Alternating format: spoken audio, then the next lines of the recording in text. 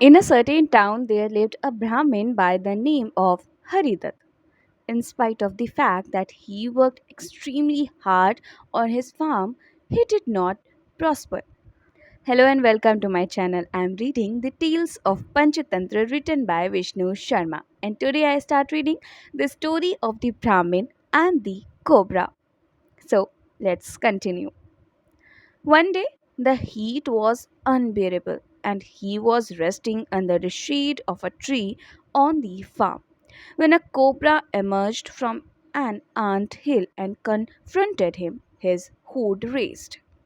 He thought to himself, perhaps this cobra is the deity of the farm, as I have not worshipped him before. My labor on the farm has proved to be fruitless. So, from today onwards, I shall start offering oblations to him. With this thought, the Brahmin brought milk and poured into a plate in front of the ant hill and said, O protector of the farm, I did not know of your presence here. That is why I have not worshipped you until now. Please forgive me. And when he had offered the milk to the cobra in the traditional way, he went home. The next morning, when he returned, he saw a gold coin lying on the plate. In this way, every day the Brahmin would make an offering of milk to the cobra and get a gold coin in return.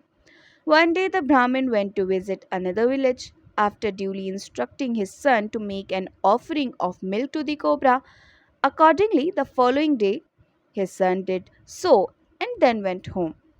Next morning, when he returned, he found a gold coin lying on the plate.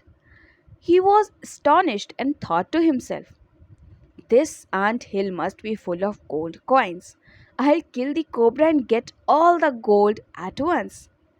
And so the morning after, when he should have been making an offering of milk, the Brahmin's son hit the cobra with a stick. But luckily for the cobra, it was not a death blow, and the cobra turned angrily on the Brahmin's son and bit him. The boy died on the spot, and the Brahmin's relatives burnt his body in the field. Next day, when the Brahmin returned, his relatives informed him of his son's death and described to him the way he had died. The Brahmin expressed his grief for his son's rash behavior and subsequent death, but defended the cobra's action. The following morning, the Brahmin went to the cobra with an offering of milk, stood before the ant hill, and prayed in a loud voice. The cobra sitting at the entrance of the ant hill said, Good heavens, you are so greedy for gold that you have even forgotten your son's death to come here? Our worship will not last long now. Your son, in his youthful rashness, attacked me, and I, in retaliation, bit him. How can I forget your son's attack? And how can you forget his death? Look at the funeral pyre and then at my injured hood. Love once shattered can never be restored by a show of affection.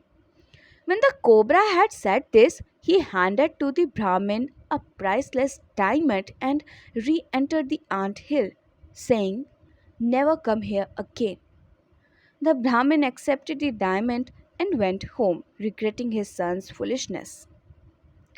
Raktaksh continued.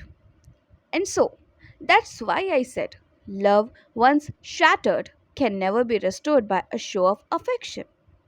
That is why we should kill the crow and remove a potential danger to our kingdom.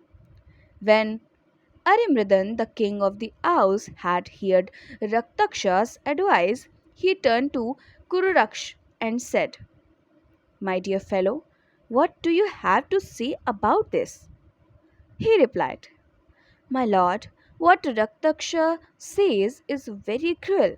We should not kill someone who has come to us for protection. For they say, a dove entertained an enemy who came to him for protection, and even went so far as to give his own flesh to him to eat. Arimradan asked, How was that? And Kururaksha told. But I'll tell you in my next video. Till then, keep listening beautiful stories and keep smiling.